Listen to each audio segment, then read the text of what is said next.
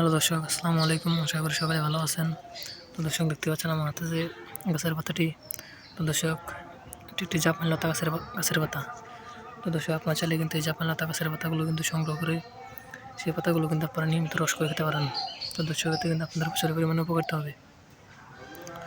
তো দর্শক, এই জাপানি লতা গাছের পাতাগুলো কিন্তু আপনার সচরাচর কিন্তু রাস্তার আশপাশ দিয়ে কিন্তু পেয়ে যাবেন। তো দর্শক, আপনারা নিজেরা এই জাপানি লতা গাছের পাতাগুলো সংগ্রহ করে সেই পাতাগুলো আপনারা নিয়মিত রস করে খেতে পারলে কিন্তু আপনাদের কোনো প্রকার পেটের সমস্যা থাকবে না।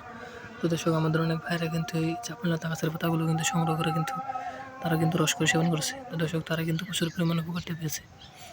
তো দর্শক, আপনারা চাইলে কিন্তু খুব সহজেই জাপানি লতা গাছের পাতাগুলো কিন্তু সংগ্রহ করে এই পাতাগুলো আপনারা বাড়িতে নিয়ে গিয়ে সেই পাতাগুলো আপনারা নিয়মিত কিন্তু প্রতিদিন খালি পেটে রস করে খেতে পারেন। তো দর্শক, এতে কিন্তু আপনাদের প্রচুর পরিমাণে উপকারিতা হবে। তো দর্শক, দেখতেই পাচ্ছেন আমার হাতে যে গাছের পাতাটি। তো দর্শক, এটি একটি জাপানি লতা গাছের পাতা।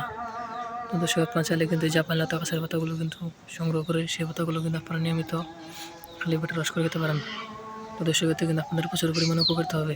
তো দর্শক, আমরা কিন্তু এই জাপানি লতা গাছের পাতাগুলো কিন্তু সংগ্রহ করে সেই পাতাগুলো কিন্তু রস করে সেবন করে কিন্তু প্রচুর পরিমাণে উপকারিতা পেয়েছি।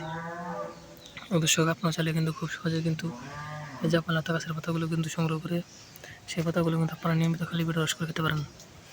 তো দর্শক, এতে কিন্তু আপনাদের প্রচুর পরিমাণে উপকৃত হবে।